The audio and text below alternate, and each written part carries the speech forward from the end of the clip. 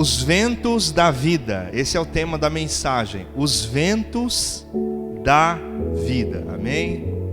Aleluia. E nesse mesmo clima de adoração que a Denise já estava aqui. Amém? Não vamos sair desse clima. Amém? Vamos continuar nesse clima de louvor, de adoração. Enquanto estamos pregando e ministrando a mensagem, que a gente continue liberando o nosso louvor. Não precisa parar o louvor para começar a pregação, né? A gente pode misturar. O que vocês acham? Louvor, enquanto eu prego, a gente vai pregando, louvando. Eu acho que dá para fazer os dois ao mesmo tempo. Os ventos da vida. O primeiro vento que eu quero falar, eu quero ler um texto de Lamentações de Jeremias. Lamentações de Jeremias, capítulo 3, versículo 39. Lamentações de Jeremias, capítulo 3 e versículo 39. Diz assim: porque se queixa o homem, uma pergunta, por que se queixa o homem? Queixe-se cada um dos seus próprios pecados. Amém? Em outras palavras, do que você está reclamando? Do que reclama o homem? E a sugestão do texto é: comece a reclamar dos seus próprios pecados. É melhor que você reclame dos seus próprios pecados. Ou seja, o texto nos libera para reclamar do pecado. Reclame de você mesmo. Quem gosta de reclamar, diga amém. Meu Deus. Quem gosta de se queixar? Quem gosta de ficar se queixando? Aqui o texto, existe uma palavra que te libera. Você que gosta de reclamar, tem uma palavra. Aqui está dizendo: do que se queixa o homem? Na linguagem atual, do que reclama o homem? Aí o texto dá um conselho: reclame dos seus próprios pecados. Reclame dos seus próprios pecados. Amém? Agora eu vou ficar com medo de falar amém. Acontece, Serena. As melhores famílias acontece. Não, é que você falou sinceramente. Achei que foi um erro.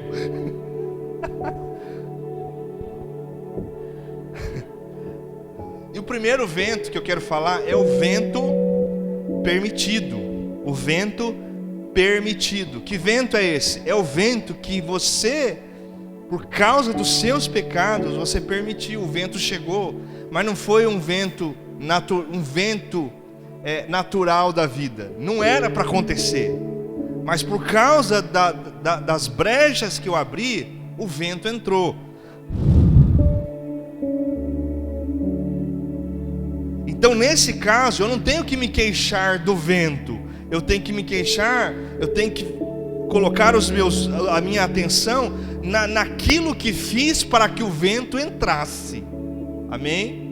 Esse é o vento permitido, não por Deus, permitido por mim. Quem aqui já passou por ventos que você mesmo provocou? Quem aqui já viveu ventos e ventanias que foram provocados por você mesmo? Então, de todos os ventos que você já viveu, nem todos foram ventos que eram para acontecer, nem todos. Alguns ventos aconteceram porque eu, Marcos Aurélio Rodrigues, abri brechas, eu falhei. Então são ventos permitidos. Agora, nós vamos errar, amém? Então aqui não tem como não errar. Quem vai errar aqui? Nós vamos errar. Mas a vontade do Espírito é que todo erro seja inédito. Vou repetir. A vontade do Espírito é que todos os seus erros sejam inéditos. Os seus erros são erros inéditos ou são erros que você errou em 2023, 2024? Então os erros que cometemos, e eu cometi, e os ventos vieram por causa dos meus erros, lamentamos, mas que o Espírito Santo nos conduz para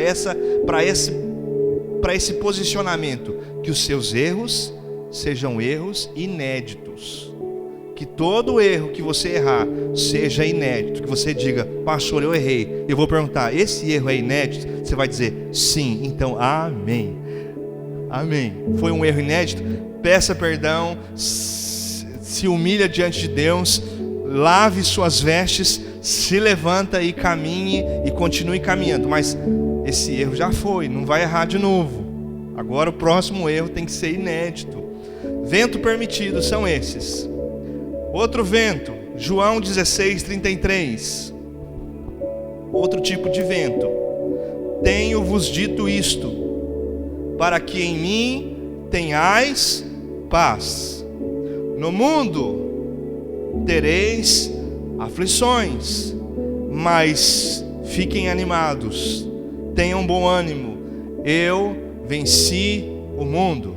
Segundo vento, vento incontornável. Vamos dizer: vento incontornável. Primeiro vento, vento permitido.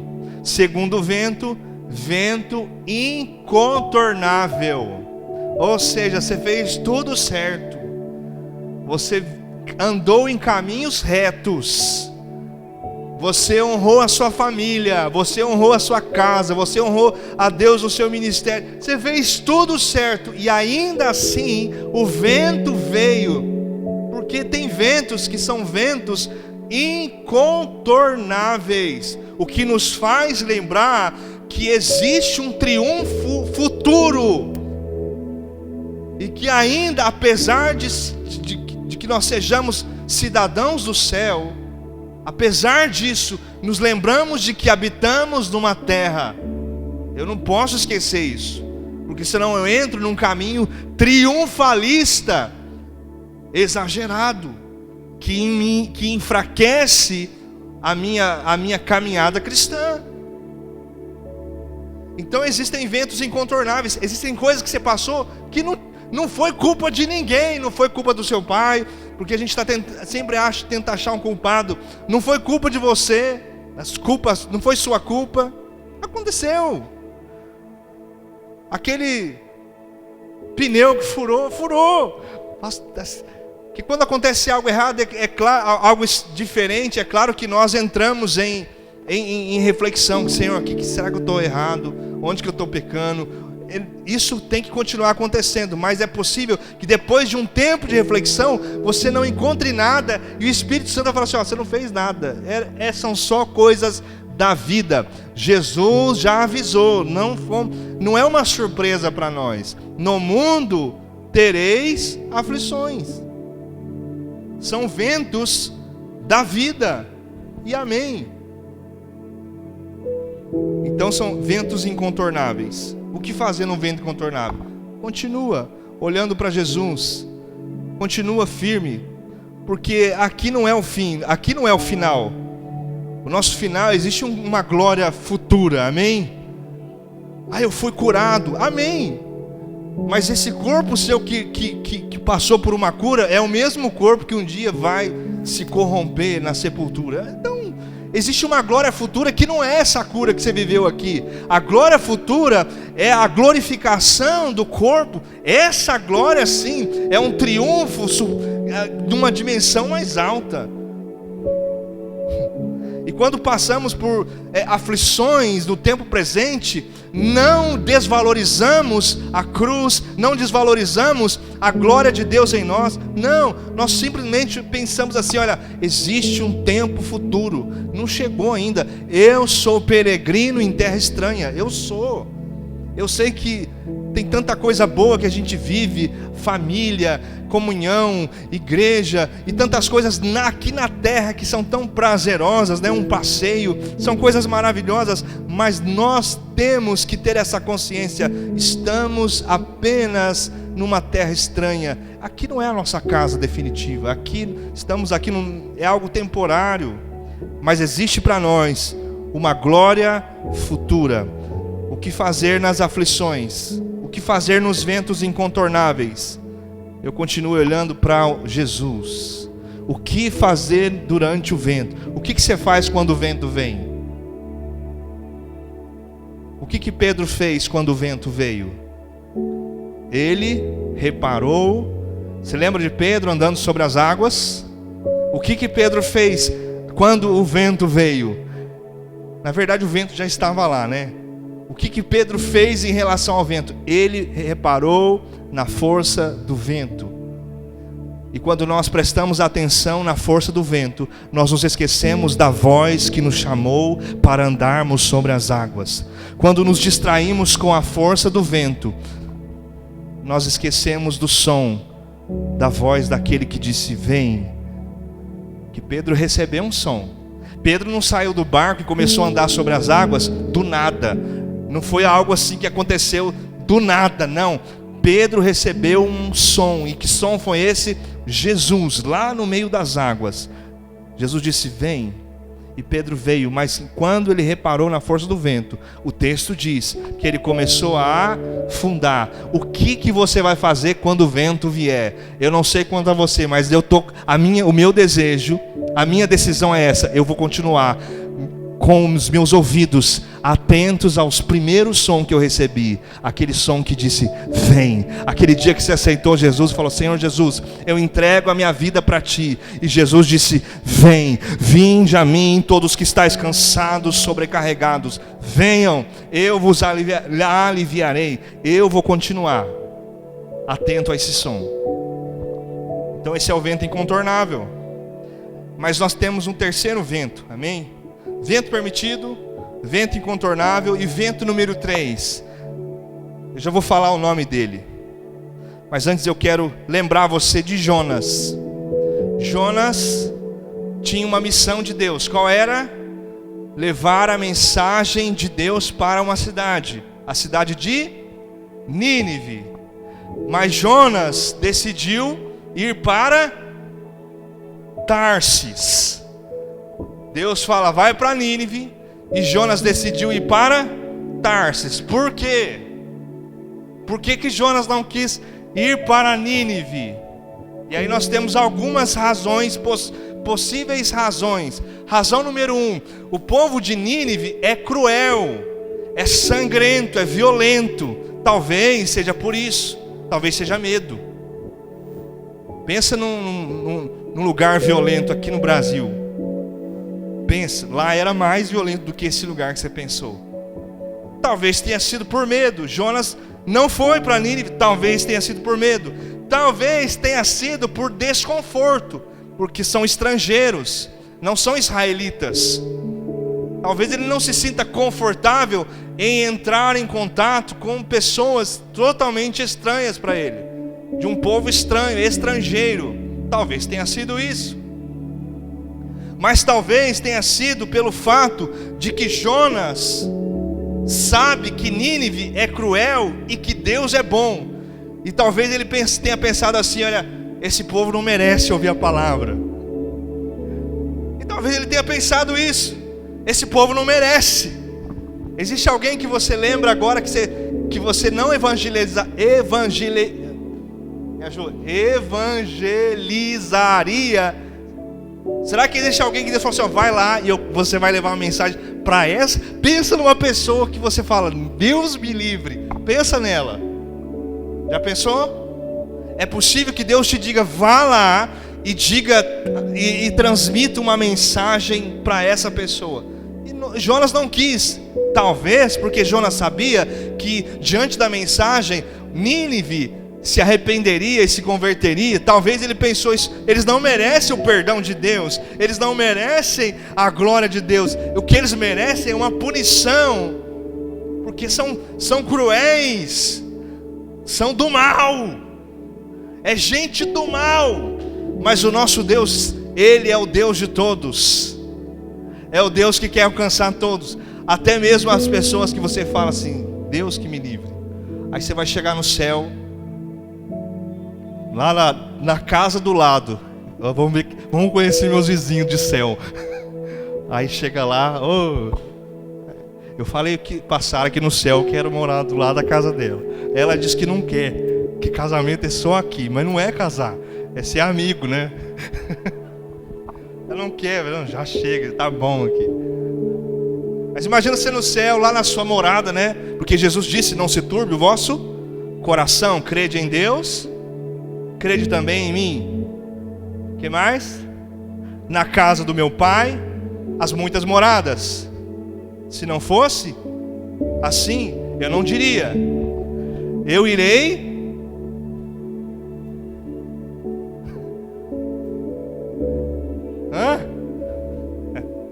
amém. Mas lá tem morada aqui. E você está lá e justamente aquela pessoa, você falou: nossa, ele está lá.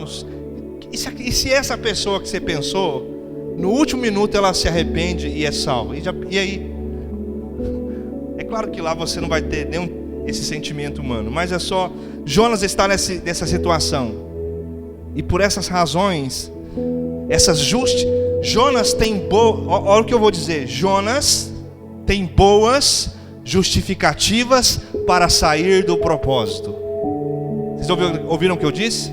Jonas tem boas justificativas para sair do propósito. Quem aqui tem boas justificativas para sair do propósito? Muitas vezes a gente tem. Muitas vezes alguém chega em você e fala assim: olha, eu saí do propósito, eu saí do chamado. Aí ela começa a se explicar. Não aconteceu isso? Quem já passou por isso? De ouvir alguém assim, alguém que desanimou totalmente da caminhada.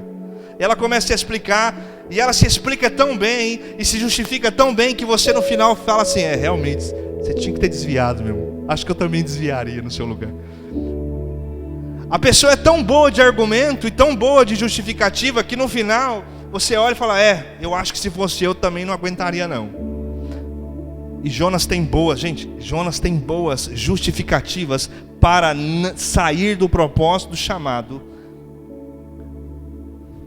Mas ainda assim, ele não tem a permissão divina para sair do propósito e do chamado. Eu não sei quais são as suas justificativas nessa noite para sair do propósito. Eu não sei se você carrega alguma e fala: Deus, eu vou desistir, eu vou sair do propósito.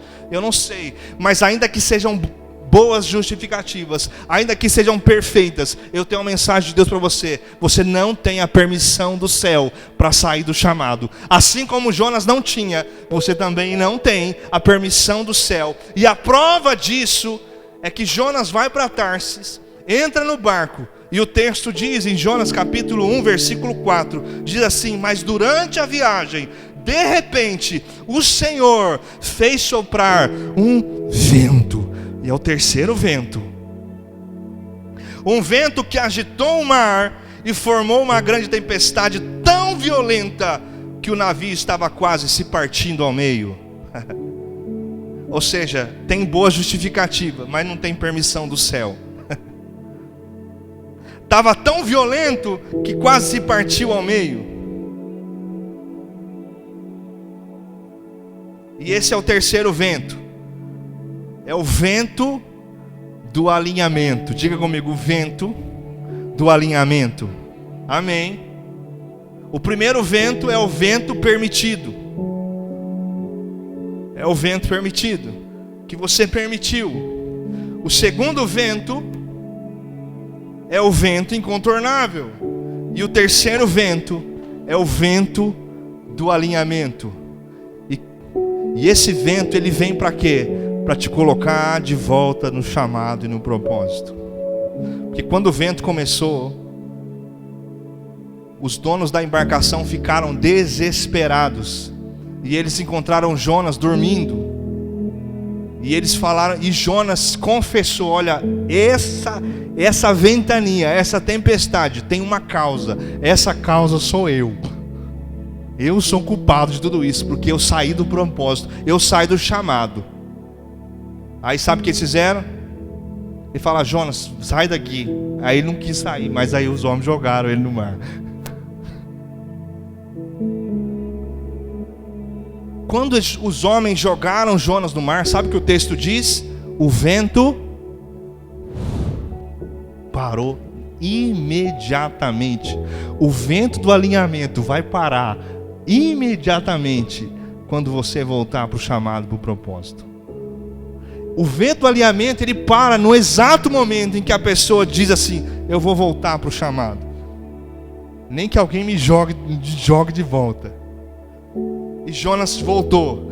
Jonas caiu no mar, foi engolido por um grande peixe, e 3 dias, 3 noites dentro da boca do peixe.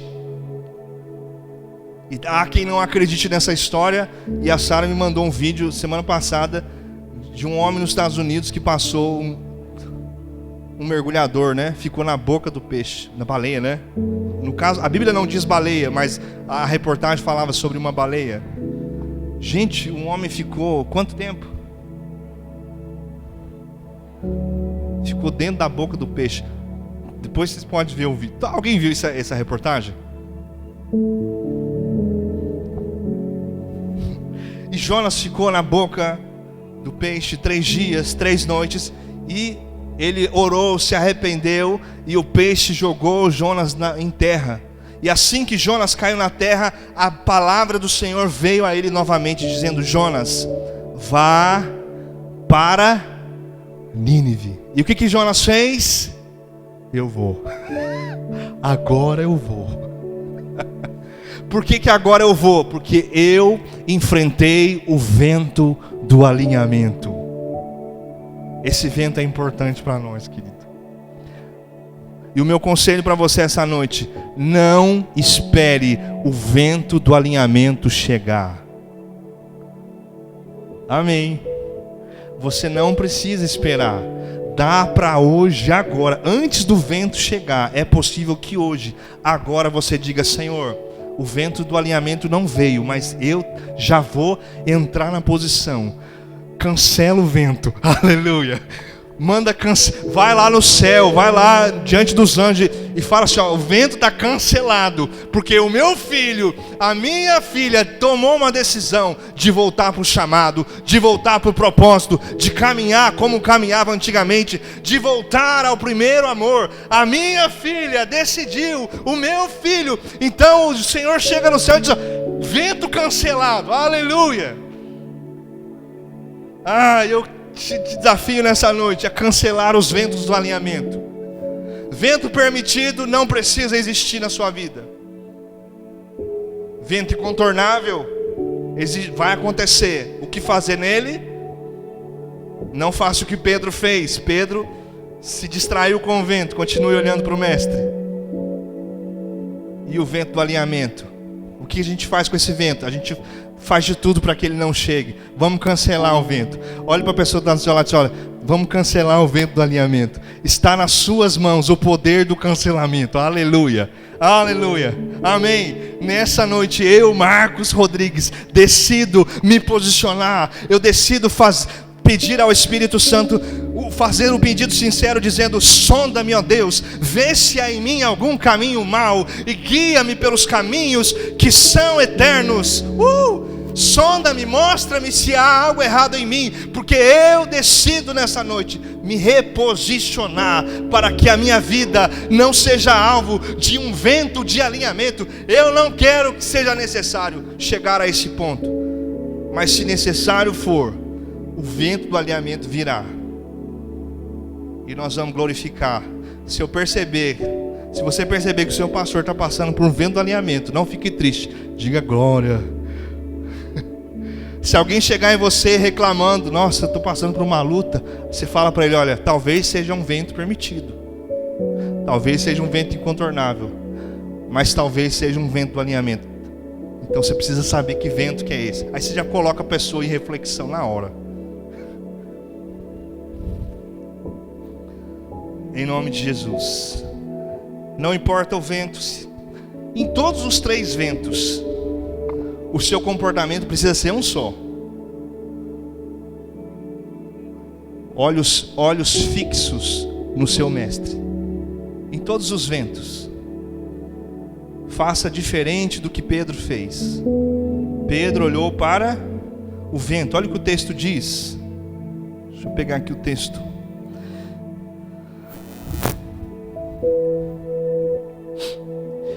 Então Pedro gritou: Senhor, se realmente é o Senhor, diga-me para eu ir caminhando em cima da água até onde o Senhor está. Venha, disse o Senhor. Eu estou lá em Mateus 14, 28. Agora 29. Venha, disse o Senhor. Assim Pedro saiu do barco e caminhou por cima da água na direção de Jesus. Versículo 30, mas quando ele reparou na força do vento, ficou cheio de medo e começou a afundar e gritou: salva-me, Senhor. No mesmo instante, Jesus estendeu as mãos e segurou e disse assim: homem de pequena fé, por que duvidou? E essa palavra de Jesus vem sobre nós. Você que está afundando, eu não vou perguntar quem está afundando, porque é uma pergunta assim, deselegante, né? Mas se você está afundando, a palavra de Jesus é: mulher de pequena fé, por que você duvidou? Homem de pequena